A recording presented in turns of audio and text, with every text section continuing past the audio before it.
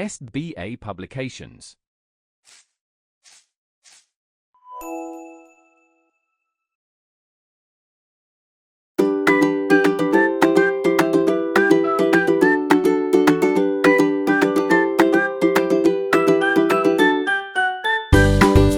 नमस्कार प्यारे बच्चों, कैसे हैं आप सभी लोग। उम्मीद करती हूँ आप सभी लोग अपने अपने स्थान पे स्वस्थ होंगे।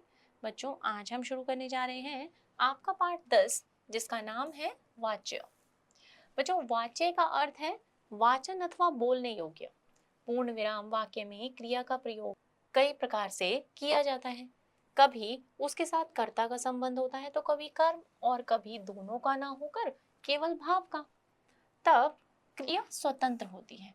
शालू पत्र लिख रही है, शालू से पत्र लिखा जा रहा है, शालू से पत्र नहीं लिखा जाता। उपयुक्त पहले वाक्य में क्रिया का संबंध कर्ता से, दूसरे वाक्य में कर्म से तथा तीसरे वाक्य में भाव से हो रहा है। इन्हें वाक्य कहते हैं। क्रिया का वह विधान जिससे जाना जाता है कि क्रिया का मुख्य विषय कर्ता है, कर्म है या भाव है, उसे हम वाच्य कहेंगे। अब देखिए वाच्य के भेद। वाच्य के 3 भेद हैं, कृतवाचक, कर्मवाचक और भाववाचक। पहला है कृतवाचक। जिन वाक्यों की क्रिया का संबंध कर्ता के साथ होता है उन्हें हम कृतवाचक कहते हैं। कृतवाच्य अकर्मक व सकर्मक दोनों प्रकार की क्रियाओं में होता है। रमा सब्जी खरीदने गई, वंशिका रसगुल्ला खा रही है, राहुल क्रिकेट खेलता है।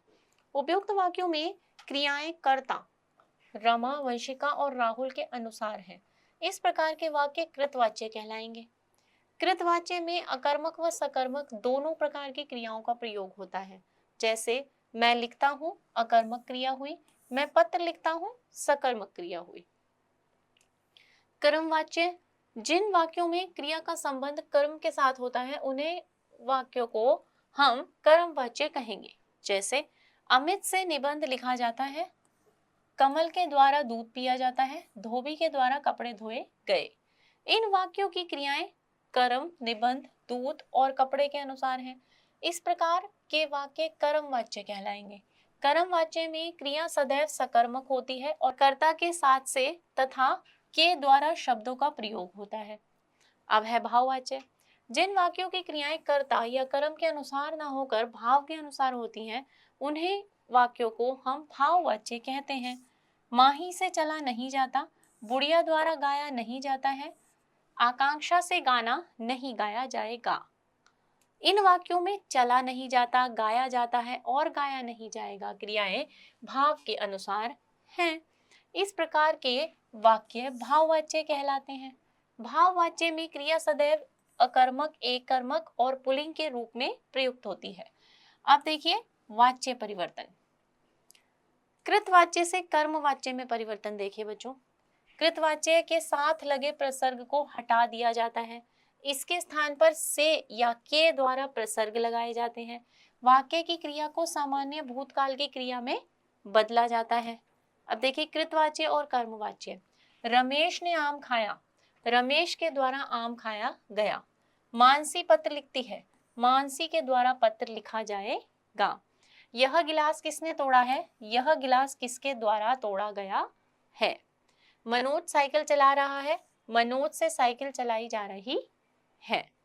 अब आगे देखिए कर्मवाच्य से कृतवाच्य में परिवर्तन।